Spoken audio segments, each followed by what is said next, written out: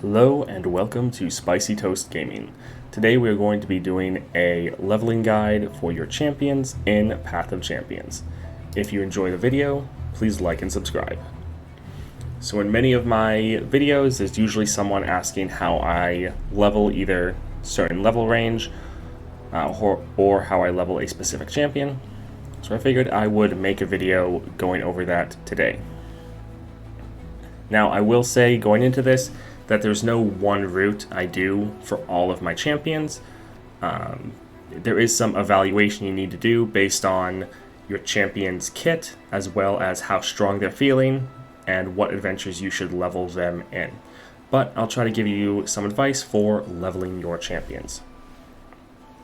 Normally, I like to start off with a 2-star champion. I don't really like to play 0 stars or 1 stars. I'm so used to that +1 mana that going back down to not having that really feels painfully slow, and so I try to avoid that if possible. So if I can't get that 2 stars, I just have 1 stars or no stars, I'll normally hop over to Demacia, and I'll fight Garen once or twice before moving on to what I would normally start with if I had a 2-star champion. So if I had a 2-star champion, what I would do is I would go and fight Nautilus twice. So the first time you'll get 6 to 7, and then the second time you'll hit 9 to 10.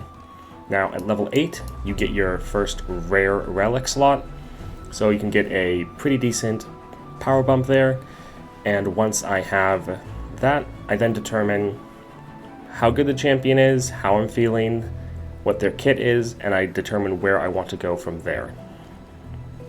So if they're feeling pretty strong, then I will normally try to hop over to one of the 3-star adventures. So either Kaisa in Shurima or Thresh in Shadow Isles. I prefer Thresh. I think it's easier. I have actually a guide going over the path you want to take for the Shadow Isles. Some of the fights in there are more difficult than others, so you need to have the right path down. So if that interests you, I'll pin that down below. Definitely go and watch that. But I like the Shadow Isles best. Now I will say you have to have a plan for Tryndamere going into it. Tryndamere has a very powerful power that the first time each round one of his units would die, they instead fully heal, gain tough, overwhelm, and fearsome. And so you need to have a plan to get rid of those units. Now, either frostbiting them, that's good, stunning, good, having big overwhelm units that can just push through and still damage the Nexus, or having elusives. There's many different ways you can go about that. Tom Kench with his Obliterate also goes through it, but you need to have a plan. Most of the units also have, when I survive damage, grant me 3 power. So you need to not be doing chip damage, you need to be able to kill the units or ignore them and destroy the Nexus before you die. So just be aware, if you're going to be running Thresh, have a plan for Tryndamere. He is the most difficult fight in the entire encounter, but if you can beat him, then you're golden, you can just farm that and you're fine. If you can't kill that, you need to go over to Kaisa. Does have some difficult fights in there, especially ones that have a very high tempo and will beat you very fast. So you have to be able to kill them quickly, or have a strong enough deck that you can take their attacks and turn them to your advantage. So either a deck like Tom Kench again, where every time they try to attack you with a small unit, you can just block it with your units get bigger and win. So you don't necessarily have to out-tempo them, but you have to be able to survive their attacks and not just get whittled down. So there are definitely some tough fights in there, but it is still doable with most decks. Now, if your deck is feeling a bit weak, or you're not comfortable going into the 3 stars right away after the 2 Nautilus fights, then I would suggest going to one of the 2 2.5-star adventures. So we have Draven over here, and we have Victor down here. Again, this will take a bit of knowledge on what will be better for your deck. Normally, I find that Spells deck, they do better in Victor, and then most other decks I find are better with Draven. So again, it's going to be a little bit based on your deck and how you think they'll do with the different fights, but I'd normally go and do one of those. Now the goal is to get to Galio as soon as you can, as soon as you can reliably kill him. So don't try to go into an adventure if you don't think there is like a 70% chance that you will win the adventure. You're not going to get good XP if you keep losing. So you want to be able to have a good chance of winning any adventure you go into. After I farm my 3-star adventures, or the 2.5, I want to be able to get into Galio.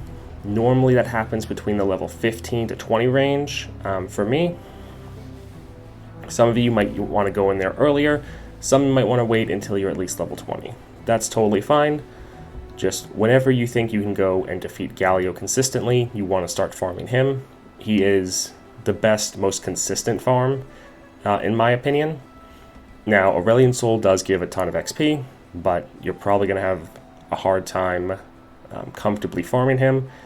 Maybe if you're like level 25 plus and you have 3 stars, you could consistently farm this, but it's very inconsistent with the randomness in Aurelion Sol, so you probably don't want to bother with that, but it is something you could do. If you are wanting, I know that Cacti Mamba recently put out a video talking about what champions can clear that, so if you're interested, you could go over to his channel. I'll maybe pin a comment down below letting you know, or giving you a link to that. But you probably don't want to do that. I wouldn't say consistently try to farm Aurelion Sol, but if you're higher level, you might want to consider it. The one other place to farm, your weekly adventures. So there's weeklies, and some of them are 4 stars. This is the same level as Aurelion Sol, and while they have difficult modifiers, I normally find they are much easier than Aurelion Sol.